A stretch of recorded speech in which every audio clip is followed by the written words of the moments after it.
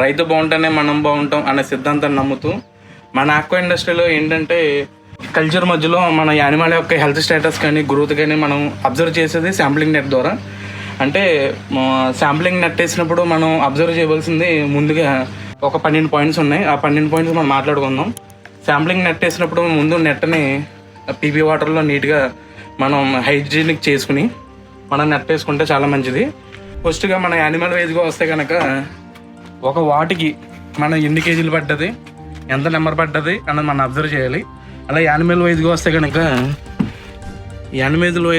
కనుక మనం ఫస్ట్నే అబ్జర్వ్ చేయవలసింది టోటల్ షిమ్స్. అంటే ఒక వాటికి ఎన్ని రోజులు పడ్డాయి, ఎన్ని కేజీలు పడ్డాయి అన్నది మనం అబ్జర్వ్ చేయాలి. అలాగే వచ్చేటప్పటికి యానిమల్ యొక్క కలర్ ముందు మనం అబ్జర్వ్ చేయవలసింది కలర్ ఎలా ఉంది. నెక్స్ట్ అలాగే యానిమల్లో ఆ కలర్లో కూడా మనకి చాలా కలర్స్ ఉంటాయి. ఆ కలర్ ఎలా ఉందన్నది మనం అబ్జర్వ్ చేయాలి. ఒకటి గ్లాసీ ట్రాన్స్పరెన్స్గా ఉండాలి యానిమల్. అలాగే రెడ్లో ఉందా, బ్లూలో ఉందా, వెల్లోలో ఉందా అన్నది మనం అబ్జర్వ్ చేయాలి.